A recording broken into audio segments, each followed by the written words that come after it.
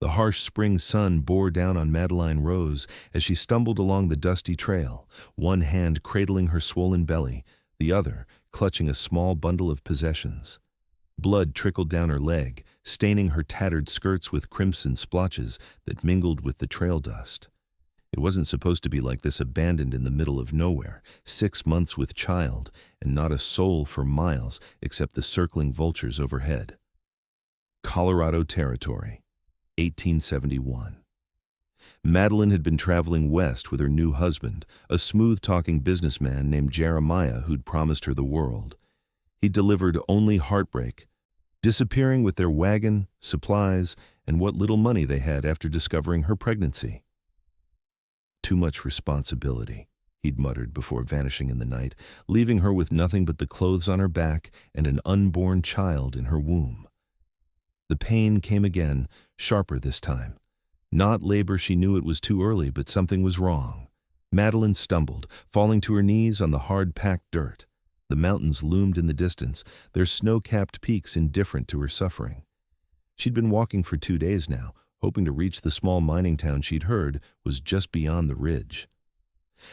"Please," she whispered, though there was no one to hear her plea. "Please don't let my baby die out here." As darkness began to fall, the temperature dropped rapidly. Madeline shivered, wrapping her thin shawl tighter around her shoulders. She needed shelter, water, food, all the things Jeremiah had taken when he'd abandoned her. Her vision blurred, and she fought to stay conscious. If she collapsed here, they would both die. A sound in the distance caught her attention, the rhythmic beat of hooves against dirt. Madeline tried to stand but found she no longer had the strength. Instead, she waved weakly, praying whoever approached wasn't worse than the situation she already faced. The rider appeared over the rise, silhouetted against the setting sun. Tall and broad-shouldered atop a magnificent chestnut stallion, he rode with the easy confidence of a man at home in the saddle. "Help!" Madeline called, her voice barely audible even to her own ears. "Please help me." The rider slowed, then stopped, peering down at her from beneath the brim of a well-worn Stetson. For a moment, he simply stared, and Madeline feared he might ride on, leaving her to her fate. Then he dismounted in one fluid motion and approached cautiously, as if she might be a trap set by bandits. "Madam, you all right?" "My baby," Madeline whispered, tears streaming down her dirt-streaked face. "I think something's wrong with my baby." The stranger knelt beside her, his weathered face etched with concern. He was younger than she'd first thought, perhaps 30, with eyes the color of the Montana sky and a strong jaw darkened by several days' worth of stubble. "Name's Colton Irving," he said, his voice deep and steady. "Got a place about 3 miles from here. Can you ride?" Madeline tried again to stand, but her legs buckled beneath her. The world spun. Darkness encroaching at the edges of her vision. The last thing she remembered was being lifted by strong arms, the scent of leather and pine enveloping her as Colton carried her to his horse. "Hold on, madam," he murmured against her hair. "I've got you now." Then the world went black. Madeline awoke to the crackle of a fire and the smell of coffee brewing. For a moment she thought she'd dreamed the whole ordeal, that Jeremiah hadn't abandoned her, that she wasn't alone in the wilderness. Then the pain returned, and with it, the memories. She was lying on a bed, a real bed with a straw mattress and clean linens. The room was small but neat, with rough-hewn log walls and a single window through which moonlight spilled. A lantern burned low on a nearby table, casting long shadows across the floor. "You're awake," Madeline turned toward the voice. Colton Irving stood in the doorway, a steaming mug in his hand. In the lamplight, she could see him more clearly, tall and lean but powerfully built, with a face that spoke of years under the sun and wind. His hair was dark brown, almost black, and he'd clearly made an effort to clean up, his face now clean-shaven. "My baby," Madeline whispered, her hands flying to her belly. "Still there," Colton assured her, stepping into the room. "But you need a doctor. I've sent my ranch hand, Elijah, to fetch Doc Wilson from town. Should be here by morning." Madeline nodded, relief washing over her. "Thank you, Mr. Irving. I don't know what would have happened if you hadn't come along." "Call me Colt," he said, setting the mug on the table beside her. "And you're welcome, miss." "Mrs. Madeline Rose," she replied automatically, then hesitated. "Though I suppose it's just Miss Rose again now." Colt's eyebrows rose slightly, but he didn't press. Instead, he gestured to the mug. "It's just broth, but it'll help get your strength back. Think you can manage?" Madeline nodded, struggling to sit up. Colt moved forward to help her, his hands strong but gentle as he adjusted the pillows behind her back. When she was settled, he handed her the mug, careful to make sure she had a firm grip before letting go. "What happened out there?" he asked after she'd taken a few sips. "Not many women in your condition wandering alone on the plains." Madeline hesitated, shame coloring her cheeks. "My husband. He left me 2 days ago. Took everything, our wagon, supplies, money. Said he never signed up to be a father." Colt's expression darkened, his jaw tightening. "What's his name?" "Jeremiah. Jeremiah Blackwell," Madeline replied, tears threatening again. "We were headed to San Francisco. He had business prospects there," he said. "Blackwell," Colt repeated, as if committing the name to memory. "Well, Mrs. Rose, you're welcome to stay here until you're back on your feet. Got plenty of room, and my housekeeper, Mrs. Holloway, will be glad for the company." "I couldn't impose—" "It's no imposition," Colt cut her off gently. "Can't very well send you back out there in your condition. Besides, winter's coming early this year. You can feel it in the air." Madeline wanted to protest further, to insist she wouldn't be a burden, but exhaustion overtook her once more. The mug began to slip from her fingers, and Colt caught it smoothly. "Rest now," he said, his voice low and soothing. "Doc will be here in the morning." As Madeline drifted back to sleep, she heard Colt murmur something that sounded suspiciously like a prayer. The next morning brought both sunshine and the promised doctor. Doc Wilson was an elderly man with kind eyes and gentle hands who examined Madeline thoroughly while Colt waited outside. "You're lucky, young lady," the doctor said as he packed up his bag. "Dehydration and exhaustion, but the baby seems strong. Complete bed rest for at least a week, then we'll see." "The bleeding?" Madeline asked anxiously. "A warning sign, but it's stopped now. Nature's way of telling you to slow down. Heed it." He patted her hand. "I'll be back in a few days to check on you. Meanwhile, you couldn't be in better hands. Colt Irving's a good man." After the doctor left, Madeline was introduced to Mrs. Holloway, a plump, cheerful widow who immediately took charge of her care with brisk efficiency. "Poor lamb," she clucked, helping Madeline into a clean nightgown she'd brought from her own home. "Left alone in your condition. Some men ought to be horsewhipped." For the next few days, Madeline did little but sleep and eat the nourishing meals Mrs. Holloway prepared. Colt appeared occasionally, always polite but keeping a respectful distance, asking after her health and if she needed anything. It was nearly a week before Madeline felt strong enough to leave the bedroom. Mrs. Holloway helped her dress in a simple calico dress, one of her own, that she'd altered to accommodate Madeline's pregnancy, and led her to the main room of the cabin. Colt's home was larger than it had appeared from her sickbed, a sturdy log structure with a central living area that contained a stone fireplace, a rough-hewn table with chairs, and a few comfortable-looking pieces of furniture. Bookshelves lined one wall, surprisingly well-stocked for a bachelor's home in the wilderness. "Mr. Irving reads quite a bit," Mrs. Holloway explained, following Madeline's gaze. "Educated man, our Colt, though he doesn't like to make much of it."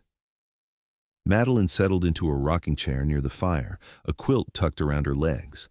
Outside, she could see a barn and corral, and beyond that, rolling grassland that stretched toward distant mountains. It was beautiful in a wild, untamed way. The door opened, and Colt stepped inside, removing his hat as he entered. He stopped short when he saw Madeline, surprise and something else flashing in his eyes.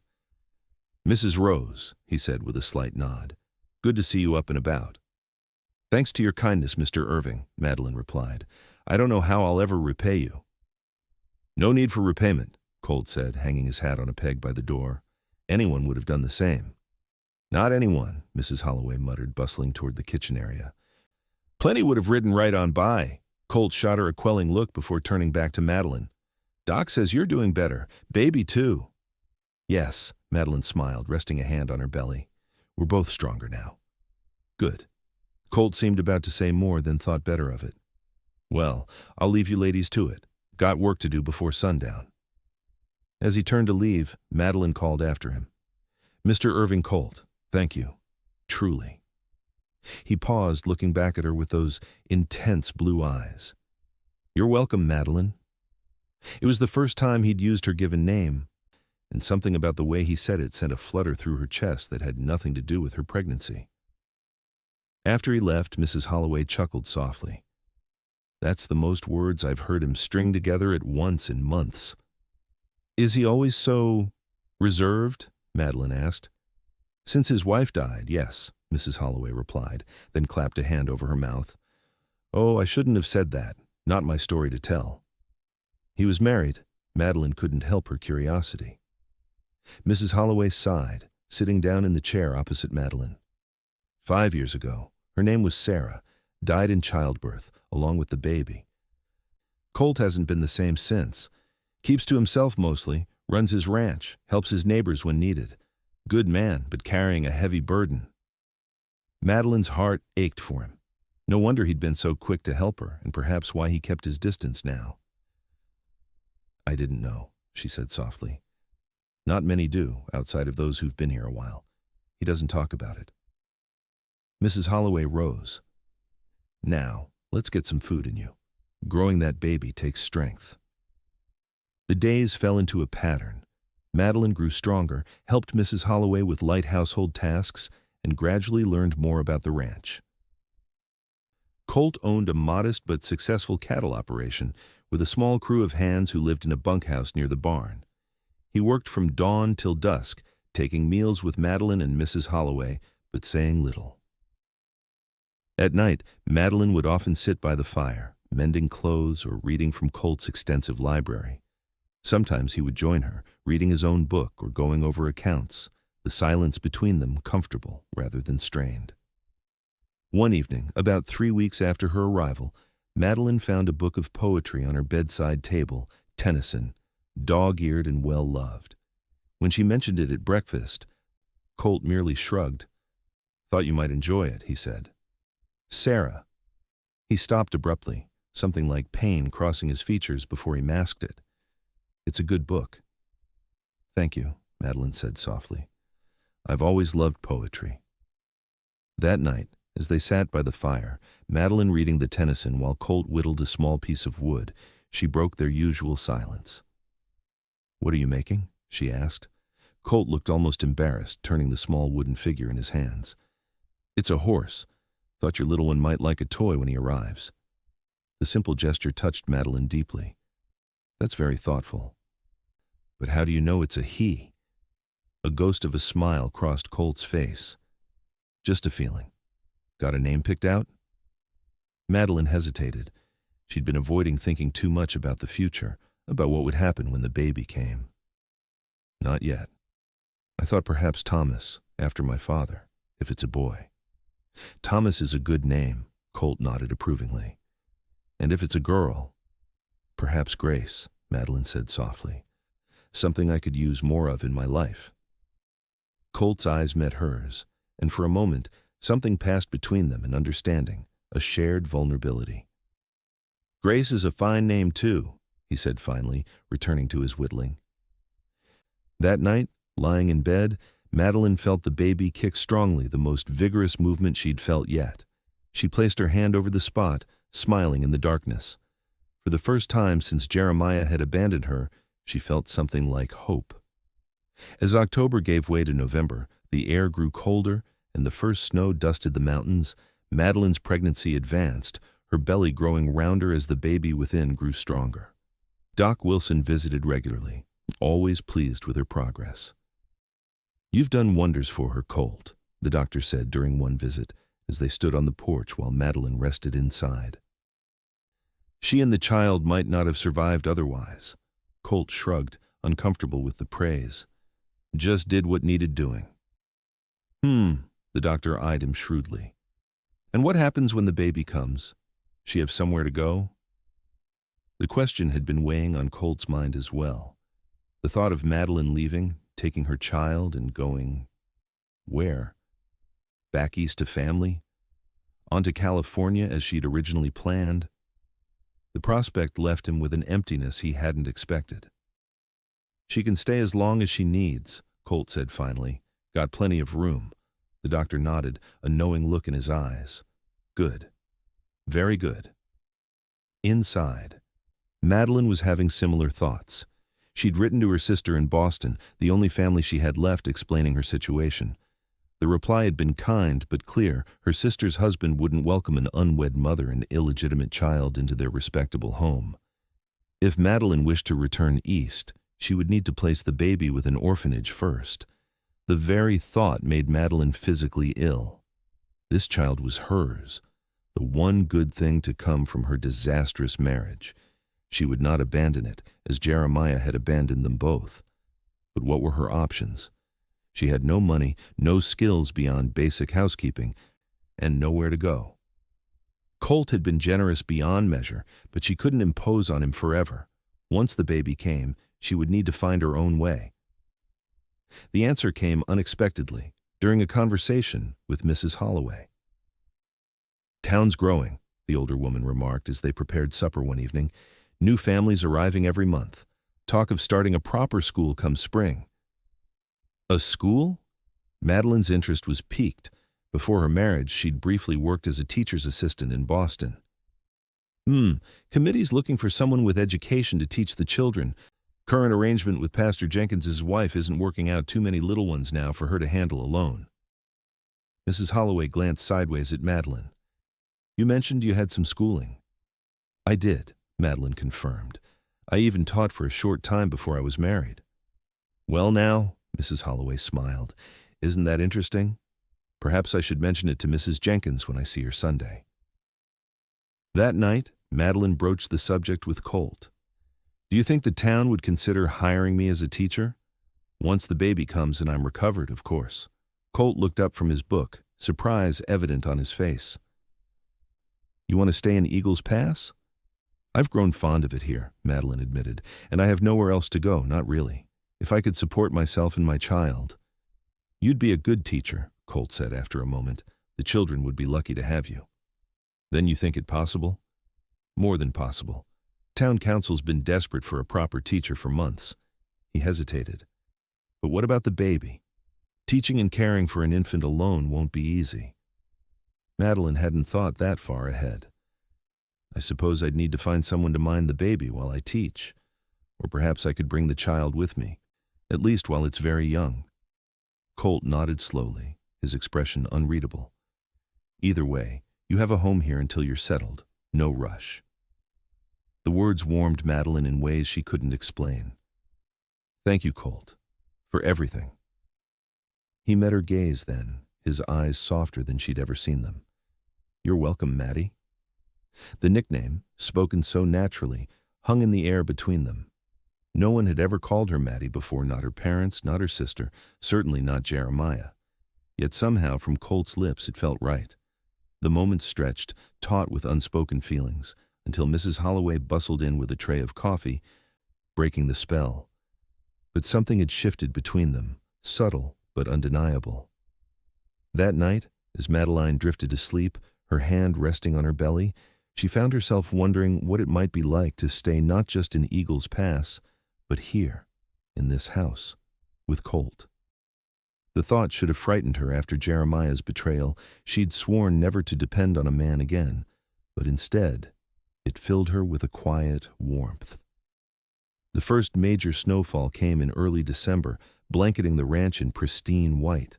Madeline, now in her 8th month and moving more slowly, stood at the window watching Colt and his men bring the cattle in closer to the barn.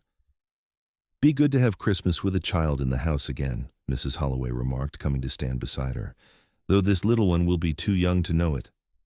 "Christmas," Madeline murmured. She hadn't even thought about the holiday, too focused on the impending birth. "I haven't celebrated properly in years." "Well, we do it right here," Mrs. Holloway assured her. "Colt makes sure of it. Has the men cut a fine tree, decorates it with candles and such, even gives everyone a small gift."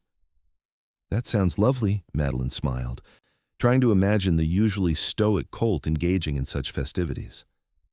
It is, Mrs. Holloway agreed, though it was lovelier when Sarah was alive. She made everything beautiful. The older woman sighed. That girl had a gift for bringing joy into a room. You must miss her, Madeline said softly. I do. We all do. Mrs. Holloway patted Madeline's arm. But life goes on, doesn't it? Must go on. That evening, when Colt came in from the cold, his cheeks ruddy and his hair dusted with snow, Madeline was waiting with a cup of hot coffee. Thank you, he said, surprised by the gesture. You're welcome. It looks cold out there. Getting colder, Colt confirmed, warming his hands around the mug. Storm's coming in. Big one by the look of the clouds. Madeline nodded toward the window, where fat snowflakes had begun to fall more heavily. Mrs. Holloway was telling me about your Christmas traditions. Something like embarrassment crossed Colt's features. Nothing fancy. Just try to make the day special for the Hands. Most of them don't have family nearby. It's kind of you, Madeline said. I'd like to help if I may. Perhaps I could make some decorations or help with baking. Colt studied her for a moment, then nodded. I'd like that. Sarah always... He stopped, as he always did when memories of his wife surfaced unexpectedly. It's all right to speak of her, Madeline said gently. I'd like to know more about her if you're willing to share. Colt was silent for so long that Madeline thought he might not answer. Then, setting down his coffee, he walked to a small desk in the corner of the room and withdrew a leather-bound book from the drawer. Returning to his seat, he opened it carefully. This was Sarah, he said, turning the book so Madeline could see. It was a photograph, somewhat faded but still clear. A young woman with dark hair and a bright smile, standing beside a younger Colt. They were both laughing at something beyond the camera's view, their happiness palpable even across the years. She's beautiful, Madeline said truthfully. She was, Colt agreed, his voice soft with memory. Inside and out. We grew up together, married young. She loved this ranch as much as I did, worked just as hard to make it succeed. Madeline listened as Colt spoke more about Sarah than he had in the entire time she'd known him, how they'd met as children, courted as teenagers, married at 20. How they'd built this house together, dreaming of filling it with children, how devastated he'd been when complications during childbirth took both Sarah and their infant son. I wasn't here, he said, pain etching lines around his eyes. Was driving cattle to market. By the time I got back, they were both gone, buried under that oak tree on the hill. Madeline had seen the small fenced plot from her window, but had never asked about it. I'm so sorry, Colt, she said, reaching out to touch his hand. Truly. He turned his hand over, gripping hers briefly before releasing it. Been 5 years now. Should be easier, but some days... I don't think that kind of loss ever becomes easy, Madeline said. You just learn to carry it differently. Colt looked at her then, really looked at her as if seeing something new. You're a wise woman, Madeline Rose. The compliment warmed her, and she smiled. Not wise, just learning as I go, like everyone else. The storm Colt had predicted arrived with full force that night, howling around the cabin and piling snow against the windows. By morning, drifts reached halfway up the door, and the world outside was a sea of white. For 3 days, the storm raged, keeping everyone confined to the house except for necessary trips to the barn to tend the animals. Mrs. Holloway, who normally returned to her own small house in town each evening, stayed in the spare room, grumbling good-naturedly about being trapped with you young folks. The forced proximity changed something between Madeline and Colt. With nowhere to go and little to do but talk, they found themselves sharing more of their lives, their hopes, their pasts. Madeline told him about growing up in Boston, the daughter of a bookkeeper who valued education above all else, about meeting Jeremiah at a church social, being swept off her feet by his charm and promises of adventure in the West. I was naive, she admitted, staring into the fire. So eager to escape my narrow life that I never questioned why a handsome, seemingly successful man would be interested in plain, bookish Madeline. You're not plain, Colt said immediately, then looked almost startled by his own words. Madeline blushed, her hand automatically going to her swollen belly. Well, I'm certainly not at my best at the moment. You're beautiful, Colt said quietly, his eyes never leaving hers. Especially now. The words hung between them. Charged with meaning neither was quite ready to acknowledge. Mrs. Holloway, dozing in her chair by the fire, gave a convenient snore, breaking the tension. Madeline laughed softly. I think our chaperone is failing in her duties. Colt smiled, a real smile that reached his eyes, a rare sight that transformed his entire face. So it seems. When the storm finally broke, the world outside was transformed pristine white as far as the eye could see, with the sun turning every surface into a dazzling display of light. Never seen such snow, Mrs. Holloway declared as she prepared to return to town with one of the ranch hands as escort. Road'll be blocked for days yet. Will you be all right here alone with Colt? She asked Madeline privately as they packed up her things. Folks might talk. Madeline hadn't considered the propriety of her situation, or rather, she had deliberately avoided thinking about it. I'm sure it will be fine. The baby will come soon, and then I'll make arrangements to move to town. Mrs. Holloway eyed her shrewdly. Unless other arrangements present themselves. Mrs. Holloway, Madeline protested, her cheeks warming. Colt has been nothing but a gentleman. Of course he has, the older woman sniffed. Wouldn't expect anything less. But I've got eyes in my head, girl. Way he looks at you when he thinks no one's watching, Madeline's heart skipped a beat. You're imagining things. Am I? Mrs. Holloway patted her cheek affectionately. Well, time will tell. Just you be careful with that heart of yours, and his. Both been broken enough already. After Mrs. Holloway's departure, the house seemed strangely quiet. Madeline busied herself with preparing supper, trying not to think about being alone with Colt, or the way her pulse quickened when he entered a room. Smells good, he said, coming in from checking on the cattle. You didn't have to cook. I wanted to, Madeline replied. Feels good to be useful. They ate at the kitchen table, talking comfortably about the day, the weather, plans for Christmas, which was now just 2 weeks away. After they'd cleaned up, Colt surprised her by producing a small parcel from his coat pocket. Got something for you, he said, almost shyly. Well, for the baby, really.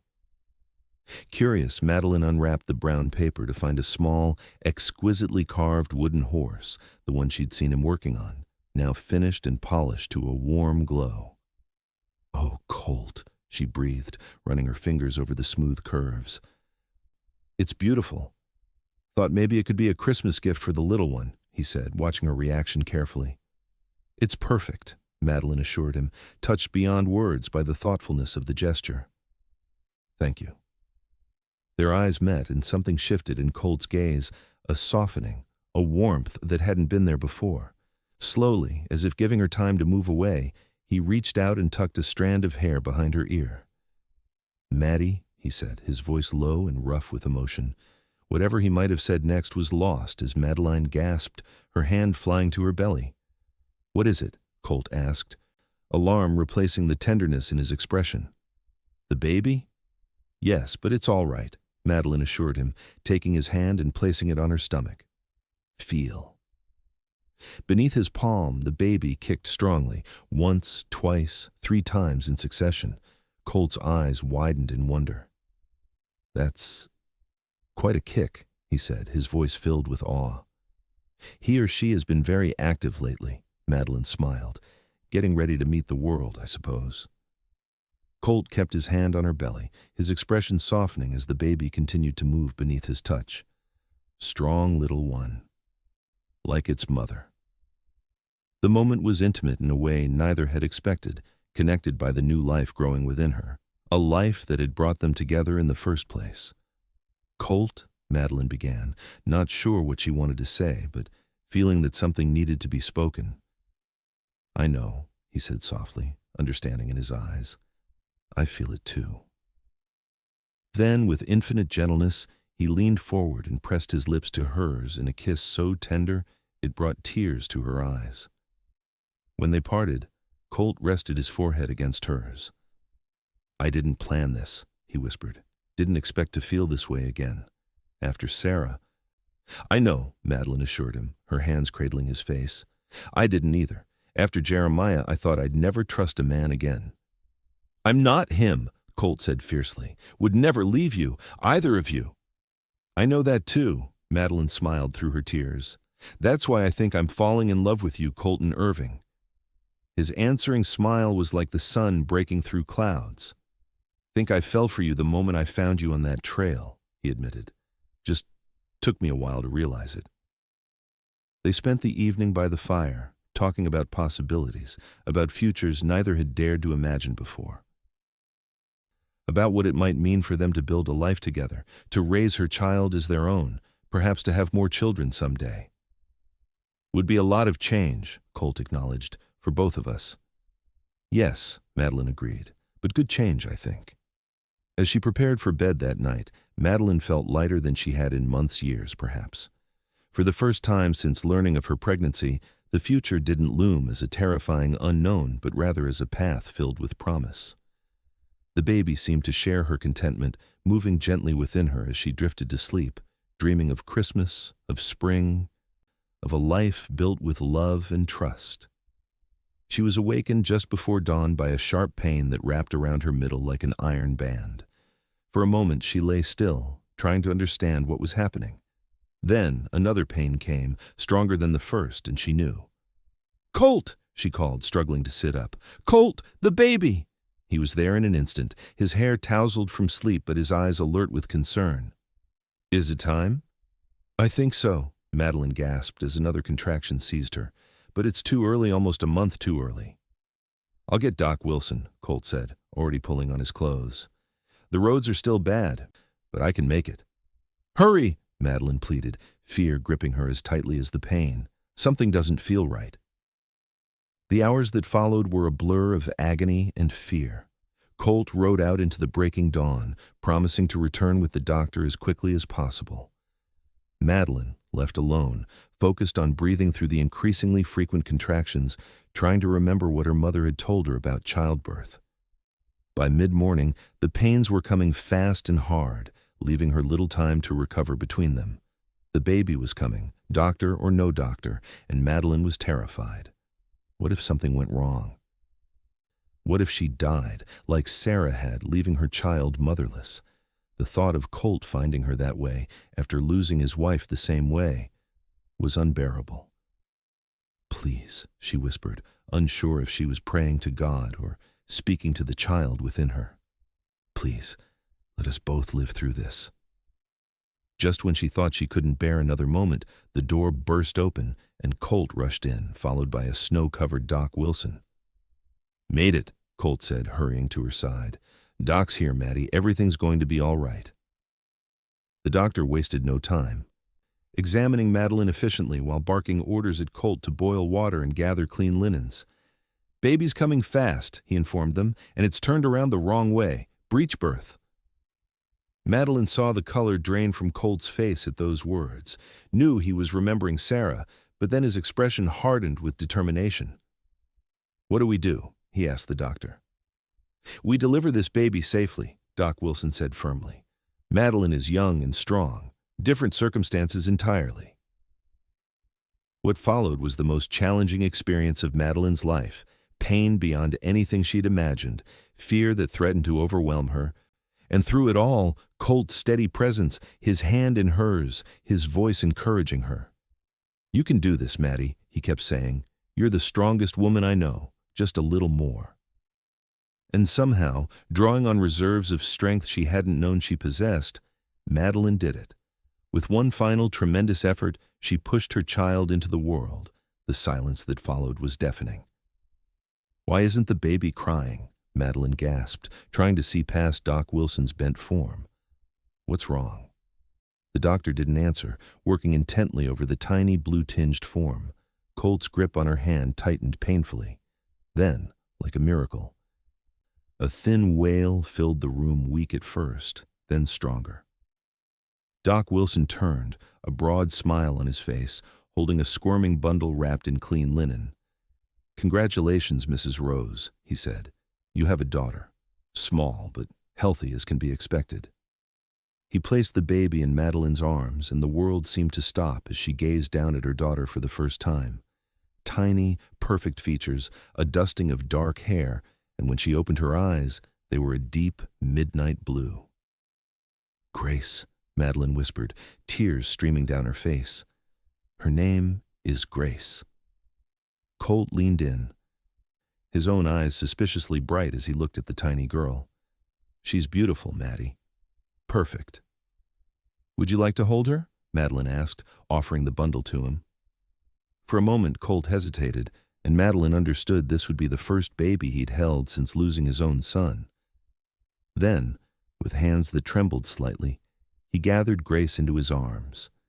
The expression on his face as he looked down at the newborn was one Madeline would remember for the rest of her life: wonder, tenderness, and something like healing, as if a wound long festering had finally begun to close.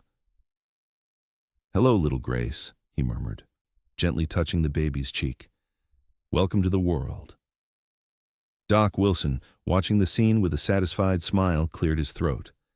"Both mother and child need rest now, and you, Colt, look like you could use some sleep yourself." But Colt shook his head, carefully returning Grace to Madeline's arms. "I'm not leaving them." And he didn't, staying by their side as Madeline drifted in and out of exhausted sleep as Grace nursed for the first time, as the winter day faded into evening.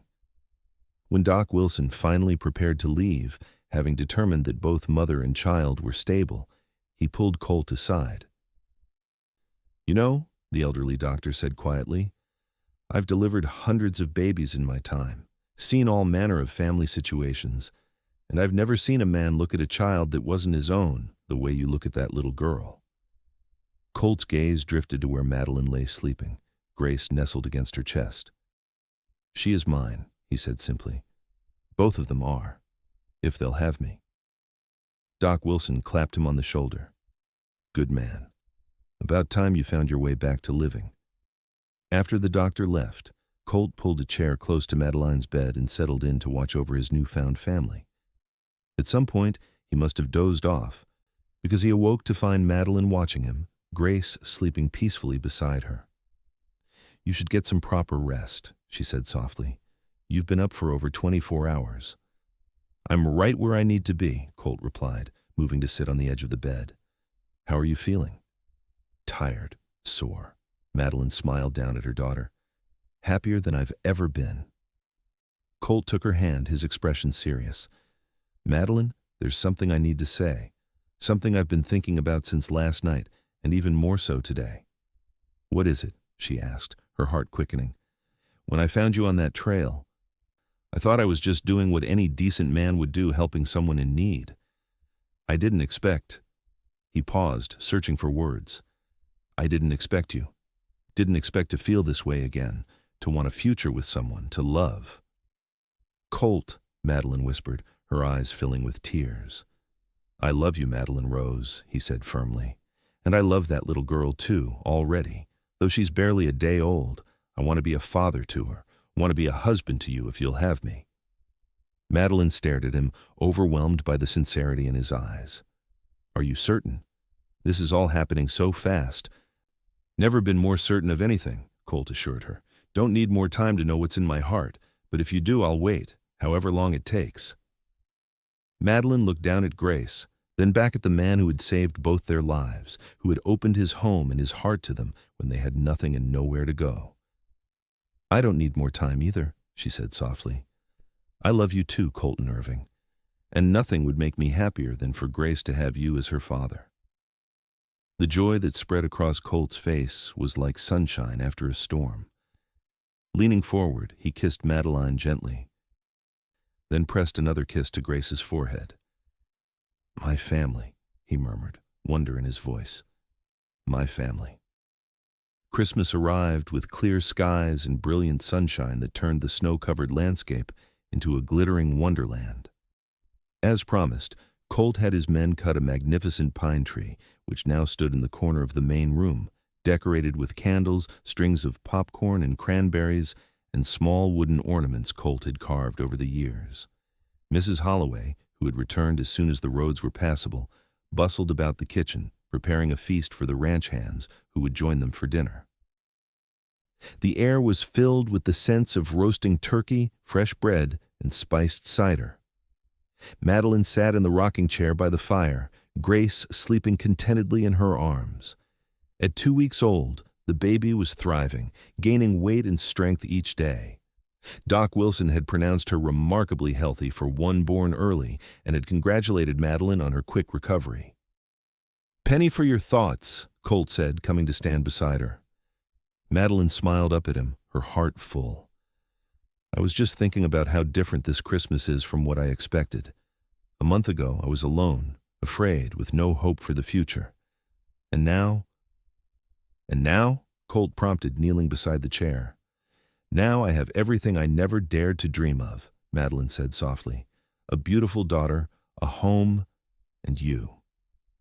Colt took her free hand, pressing a kiss to her palm. "I have a Christmas gift for you," he said. "For both of you, really."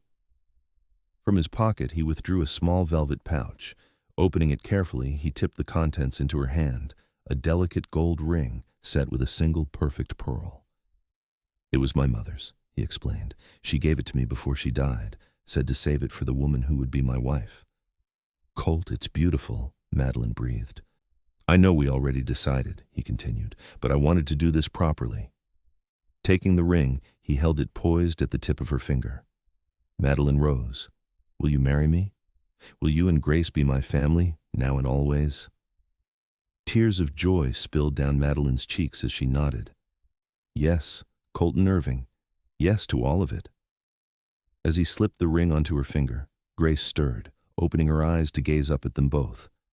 "Look at that," Colt chuckled. "She's giving us her blessing." Madeline laughed, her heart so full of happiness she thought it might burst. "Clever girl, she knows a good father when she sees one." Later that day, as the ranch hands gathered for Christmas dinner, Colt stood at the head of the table, Madeline and Grace beside him, and made the announcement. "Got some news to share," he said, his voice carrying clearly through the room. "Come New Year's Day, the pastor's coming out to marry me and Madeline, and I'm adopting little Grace here as my daughter." The cheer that went up was deafening, with congratulations and well wishes flowing freely. Mrs. Holloway wiped tears from her eyes, muttering about how it was about time and how Sarah would approve. As the celebration continued around them, Colt drew Madeline close, Grace nestled between them. "Happy?" he asked softly. "Completely," she assured him, leaning into his embrace. "Though I keep thinking about how close I came to never meeting you. If you hadn't come along that road when you did." "But I did," Colt reminded her. "And you're here now, both of you. That's all that matters." Madeline nodded, gazing up at the man who had become her world in such a short time. "You're right. That's all that matters." New Year's Day dawned clear and cold, with a fresh dusting of snow that transformed the ranch into a winter paradise. Inside the main house, Madeline stood before the small mirror in her room, hardly recognizing the woman who looked back at her. Gone was the desperate, exhausted creature who had stumbled along that dusty trail months ago. In her place stood a woman with rosy cheeks, bright eyes, and a smile that couldn't be contained. Mrs. Holloway had helped her fashion a simple but elegant dress from pale blue wool with a matching ribbon for her hair. "You look beautiful," Mrs. Holloway declared, adjusting the ribbon one last time. "Like a proper bride." In the cradle nearby, Grace cooed, waving tiny fists in the air. At 3 weeks old, she was alert and strong. With Madeline's delicate features and what everyone agreed was Colt's determined expression. "What do you think, Grace?" Madeline asked, bending to pick up her daughter. "Does Mama look pretty for her wedding day?" Grace gurgled in response, tiny fingers catching in Madeline's carefully arranged hair. A knock at the door announced Pastor Jenkins's arrival. The ceremony would be simple, just the pastor, Mrs. Holloway as witness, and Elijah, Colt's foreman, standing up with him. No fancy church wedding, no elaborate celebration. Just two people pledging their lives to each other and to the child they would raise together. Madeline wouldn't have had it any other way. When she entered the main room, Grace in her arms, the sight of Colt waiting by the fireplace stole her breath. He'd cleaned up, shaved, and donned his best clothes, a dark suit she'd never seen before, with a crisp white shirt and string tie. But it was the look in his eyes as he saw her that made her heart skip a beat, love, pride, and a joy so profound it transformed his usually serious face. "You're beautiful," he said as she joined him before the pastor. "So are you," Madeline replied, meaning it with all her heart. The ceremony was brief but heartfelt. They exchanged simple vows, promising to love, honor, and cherish each other for all their days. When Pastor Jenkins pronounced them husband and wife, Colt's kiss was gentle but filled with promise. But it was what came next that truly sealed their union in Madeline's heart. "And now," Pastor Jenkins said, "Colton Irving wishes to legally adopt Grace Rose as his daughter." The adoption ceremony was even simpler, just a few words, a signature on a document the pastor had brought. But when Colt took Grace in his arms and promised to be her father in every way that mattered, to love and protect her always, Madeline knew she had never witnessed anything more beautiful. "Grace Irving," Colt said, looking down at the baby with such tenderness it brought tears to Madeline's eyes. "My daughter." After the pastor and witnesses had gone, leaving the new family to their privacy, Colt and Madeline stood by the window, watching the winter sun begin its early descent toward the horizon. "Mrs. Irving," Colt said, testing the name. "Mr. Irving," Madeline replied, smiling up at her husband. "Never thought I'd have this again," Colt admitted, his arms secure around her waist. "A wife, a child, a family?" "Neither did I," Madeline said softly. "After Jeremiah left, I thought my life was over before it had really begun." "His loss," Colt said firmly. "Our gain." Madeline nodded, thinking of how strangely life worked, how the greatest pain could lead to the greatest joy, if one just held on long enough. "What happens now?" she asked, though she already knew the answer. "Now," Colt said, drawing her closer, "we live our life, raise our daughter, maybe have more children someday if you want that." "I do want that," Madeline assured him. "Very much." "Good," Colt smiled, pressing a kiss to her forehead. "Because I have plans for us, Mrs. Irving. Big plans." As the sun set on their wedding day, casting long shadows across the snow, Madeline thought about the journey that had brought her here, the heartbreak, the fear, the desperate hope that had kept her going when all seemed lost. She thought of the moment Colt had found her on that trail, how he had carried her to safety, how neither of them could have known then what they would become to each other. "I love you, Colton Irving," she whispered, resting her head against his chest. "Thank you for finding me." "I love you too, Madeline Irving," he replied, his voice rough with emotion. "Thank you for staying." In the cradle nearby, Grace slept peacefully. Secure in the knowledge, even if only in that instinctive way, babies know things, that she was loved, that she was safe, that she was home. Spring came early to Eagles Pass that year, bringing with it new life and fresh beginnings. The snow melted, revealing tender green shoots pushing through the soil. Calves were born, filling the pastures with their wobbling legs and curious eyes. And on the Irving Ranch, life settled into a rhythm of contentment none of its inhabitants had dared to hope for just months before. Madeline had taken on the role of ranch wife with enthusiasm, learning from Mrs. Holloway how to manage the household, cook for hungry ranch hands, and balance the books with the same precision her father had taught her. Grace thrived under the loving attention of both parents, growing stronger and more alert each day. And Colt seemed to stand taller, laugh more freely, as if the weight he'd carried for 5 years had finally begun to lift. "Never seen him so happy," Elijah remarked to Madeline one afternoon, as they watched Colt show Grace the new foal born that morning. "Not since before Sarah died." "He deserves happiness," Madeline said softly. "We all do." On Grace's 3-month birthday, Colt surprised Madeline with a letter that had arrived in town. "From the school board," he explained, handing her the envelope. "Ask them to consider your application for teaching come fall." Madeline opened the letter with trembling fingers, reading quickly. "They've accepted me, starting in September, 3 days a week." She looked up at Colt, eyes shining. "Are you sure about this? I know how busy the ranch keeps you." "Positive," Colt assured her. "You're a teacher, Maddie. It's part of who you are, and I can manage Grace those days. Got plenty of help around here." The certainty in his voice, the understanding of her need for something beyond motherhood and marriage, only deepened Madeline's love for him. "Thank you," she said simply, knowing he would understand all the words left unspoken. As spring gave way to summer, the town of Eagles Pass held its annual Independence Day celebration, a grand affair with food, games, music, and dancing that drew people from miles around. It was Grace's first real outing, and Madeline dressed her in a pretty white gown with a blue ribbon that matched her eyes, which had remained that deep midnight blue of her birth. "My two beautiful girls," Colt said proudly as they drove into town in the freshly painted wagon. "Going to be the belle of the ball, both of you."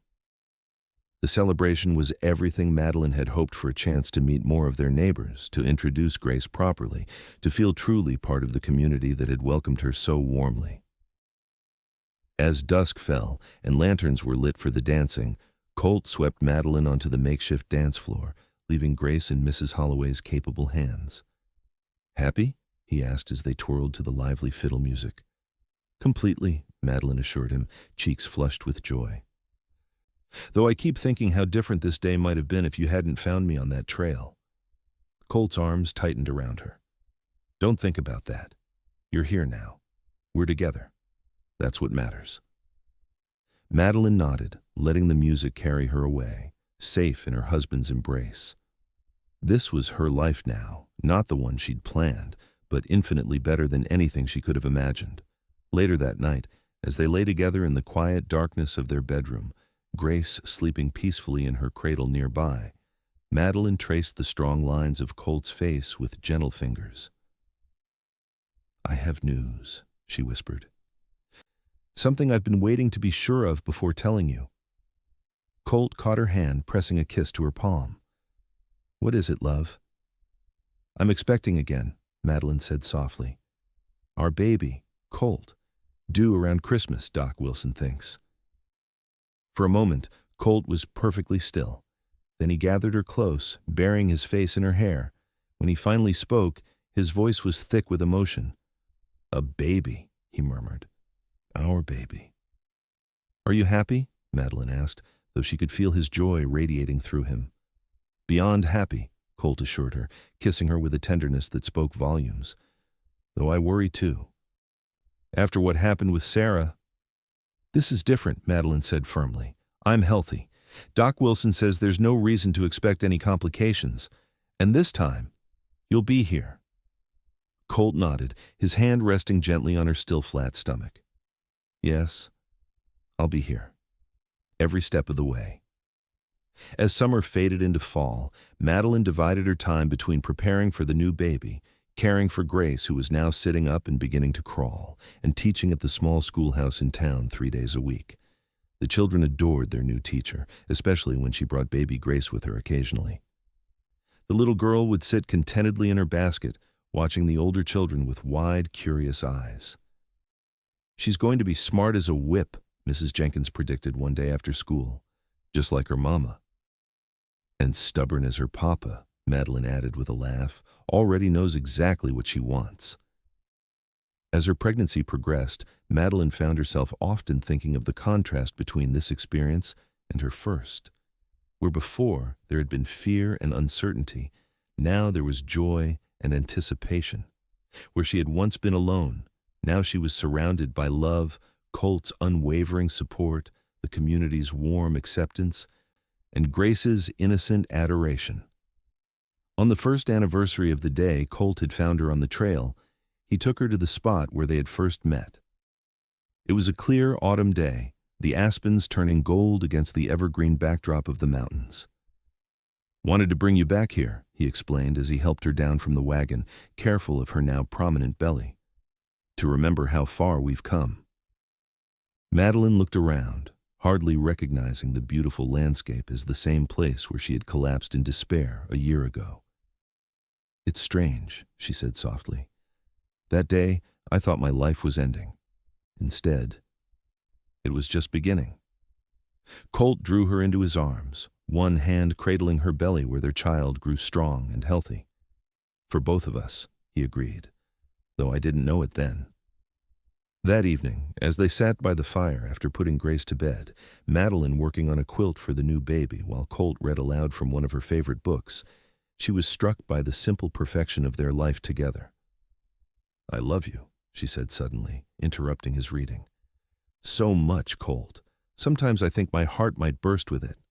He set the book aside, moving to kneel before her chair. "And I love you, Madeline Irving. You and Grace saved me, you know. Brought me back to life when I thought that part of me was gone forever." As the first snowfall of winter dusted the ranch in white, Madeline felt the first twinges of labor. Unlike the frightening, precipitous birth of Grace, this time everything progressed normally painful but predictable, with Colt by her side every moment and Doc Wilson arriving in plenty of time. Thomas Colton Irving entered the world just after midnight on December 18th, 1872, with a lusty cry that announced his arrival to all. A healthy 8-pound boy with a thatch of dark hair like his father's and his mother's delicate features. "He's perfect," Colt whispered, holding his son for the first time, wonder and joy mingling on his face. "Absolutely perfect." Grace, who'd been staying with Mrs. Holloway during the birth, was brought home the next day to meet her baby brother. At 10 months old, she was too young to understand fully, but she patted the baby's head gently when Madeline showed her how. "Your brother Gracie," Madeline explained. "Thomas." "Tama," Grace attempted, her first real word beyond mama and dada. Colt laughed, scooping his daughter up for a kiss. "Close enough, princess. You'll get it right eventually." Christmas that year was quieter than the last, with Madeline still recovering from childbirth and Thomas requiring frequent feeding and attention. But as they sat before the fire on Christmas Eve, Grace asleep in Colt's lap, Thomas nursing contentedly at Madeline's breast, she knew she had never been happier. "What are you thinking?" Colt asked softly, careful not to wake Grace. "That we've been blessed," Madeline replied simply, "beyond anything I could have imagined when I set out for the West." Colt nodded, his gaze moving from his sleeping daughter to his nursing son to his radiant wife. "We have it that," he agreed, "and it's only the beginning, Maddie. Only the beginning." As the years passed, the Irving family flourished. Grace grew into a bright, spirited girl with her mother's love of books and her father's affinity for horses. Thomas became a sturdy, thoughtful boy who followed Colt everywhere, learning the ways of the ranch from his earliest days. 2 more children joined the family: Samuel, born in the spring of 1874, and Elizabeth, their surprise blessing, who arrived in the summer of 1877, when Madeline was 30 and had thought her childbearing years complete. The ranch prospered under Colt's careful management, expanding with additional land purchases and growing herds. Madeline continued teaching until Elizabeth's birth, then turned her attention to educating her own children, creating a schoolroom in the expanded ranch house where neighborhood children often joined them for lessons. On the 15th anniversary of their wedding, Colt took Madeline for a ride to the hill overlooking the ranch. It was a tradition they had established a day just for them, while Mrs. Holloway, now well into her 70s but still sprightly, watched the children. "Look at what we've built," Colt said, gesturing to the sprawling ranch below the main house, expanded over the years to accommodate their growing family. The new barn with its fresh red paint, the bunkhouse for the hands, the corrals filled with horses and cattle. "It's amazing," Madeline agreed, leaning against him as they sat side by side on a blanket spread beneath an old oak tree. "Sometimes I can hardly believe it's real." "Oh, it's real," Colt assured her, drawing her closer. "As real as my love for you, which has only grown stronger with each passing year." Madeline turned in his arms, studying the face she knew better than her own, the lines etched by sun and wind and laughter, the touch of silver at his temples. The blue eyes that still looked at her with the same wonder they had on their wedding day. "Do you ever regret it?" she asked softly. "Taking in a pregnant stranger, raising another man's child as your own?" Colt's expression softened as he cupped her face in his hands. "Not for a single moment," he said firmly. "Finding you and Grace was the greatest blessing of my life. Everything good I have came from that day."